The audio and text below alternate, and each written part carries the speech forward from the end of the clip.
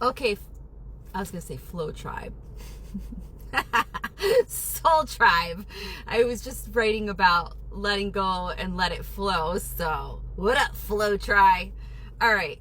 So I'm done with my journaling, drinking my coffee, chilling in my favorite spot at the gas station. It's still the gas station, you guys. I'm still here.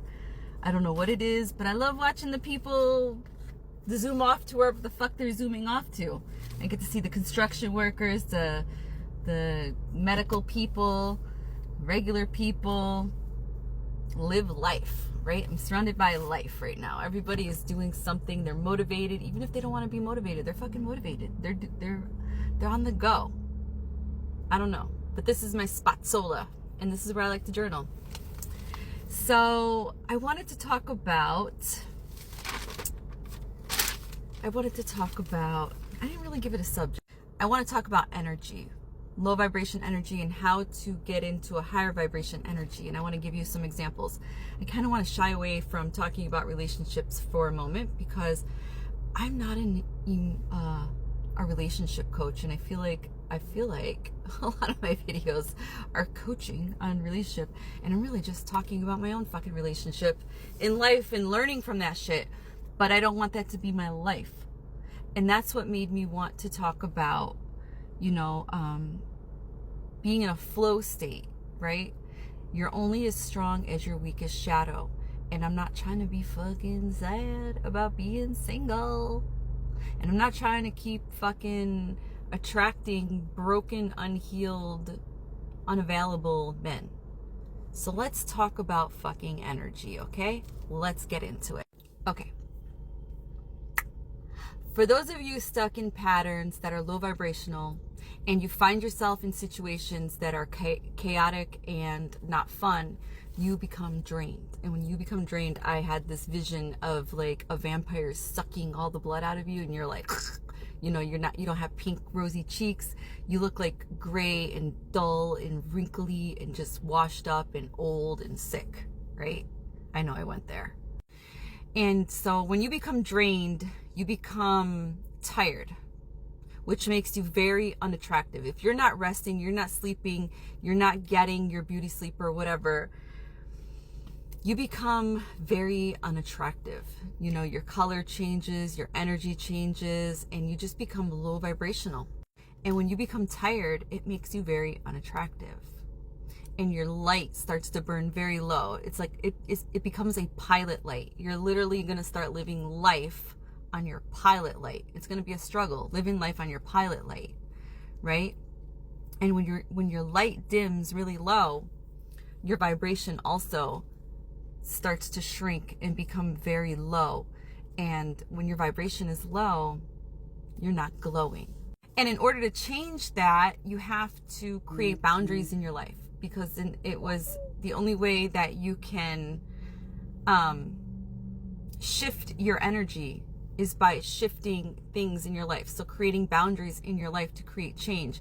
And you got to cut out the bullshit, things that lower your vibration. And you have to cut out people in your life that bring bullshit to your life. And even if those people are your partner, your family members, your children, your best fucking friend, you gotta cut them. Maybe you don't have to cut them forever. You just gotta cut them and like maybe have a little conversation with them. But you definitely gotta cut them so that you can heal up and raise your vibration and make some changes and shifts in your life. That way you can focus on you and start doing things that make you feel good. That's the key, is doing things that make you feel good, doing things that are fun, that you like to do, that brings joy into your life. Because when you're having fun and you're doing what feels good, you become more attractive. You become more attractive because your pilot light starts to grow and you start to become this huge flame, and your fire starts to burn within you. And when that fire starts to burn within you, it raises your vibration. And your vibration starts to get bigger and wider, and it starts to expand. And when that happens, you start to glow and you start to look more attractive, and your cheeks become rosy, and they're watching me. Yo, for real, I'm gonna like shift my camera. I have a fucking audience right now. I'm doing what brings me joy by doing these videos, and I I literally have two guys in this huge fucking truck.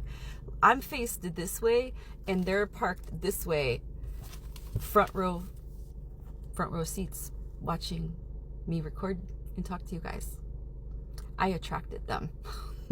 Perfect example. So when you're doing what brings you joy, and me talking and making these videos, this brings me joy.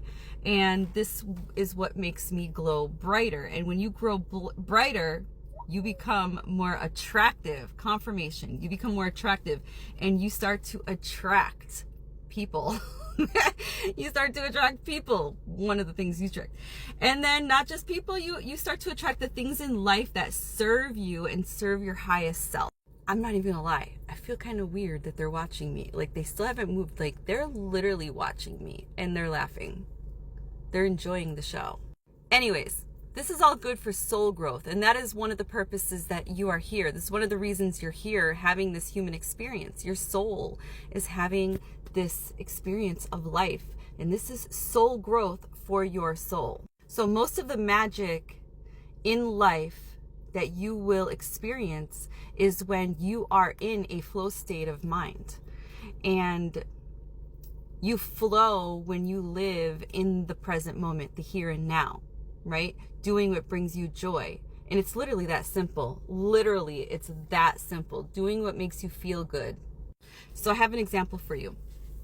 Think about athletes that are, they're winning the game. Let's talk about basketball players, okay? When a basketball player drops their ego and they're not in the game to win. Well, I mean, that is the goal, to win the game. But ones that drop the ego, that love to do what they do, they're going to win the game no matter what. Think about like Kobe Bryant or Michael Jordan. I don't know.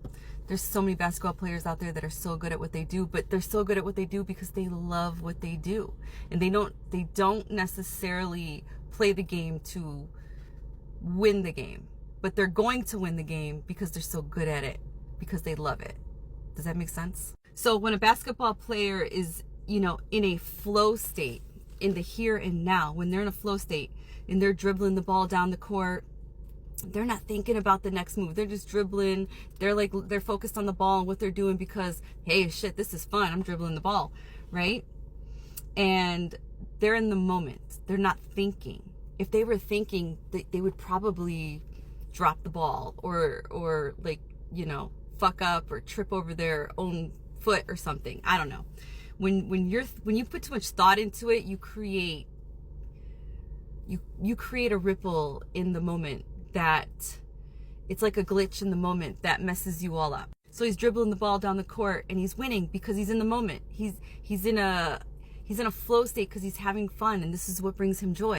And then he scores every single time because he attracted it, because he's having fun. He's in the here and now.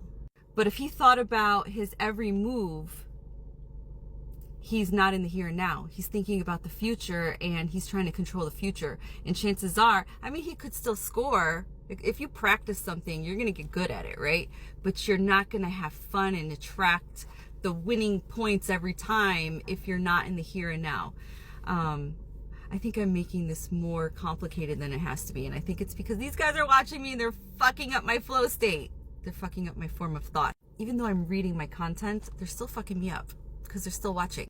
Perfect fucking example. They got me thinking about them over there, the future like, what are they doing? Look at how are they thinking? I'm worried about what the fuck they're looking at, what they're thinking, that I can't even focus on my here and now. They're taking away my joy. I literally wrote this, like, I'm overthinking right now as they're watching me. When you're overthinking or worrying about something or someone, you're projecting the energy of lack, which I'm lacking how to fucking communicate right now. And you're not in the moment, which I wasn't because I was worried about them, right? You're not in the moment. I wasn't in the moment. You're trying to control the future, which creates resistance. Worry and fear create blocks, and resistance, and what you resist persists. They are persisting to sit their ass right there. Anyways, this is a lesson that I had to learn in life because I hate change and I tend to want to control my future. And when you try to control your future, you're resisting, and that creates lack. When you learn to let go, things tend to flow. The more I learn to let go of being in control, the more control I have as I flow. Mwah.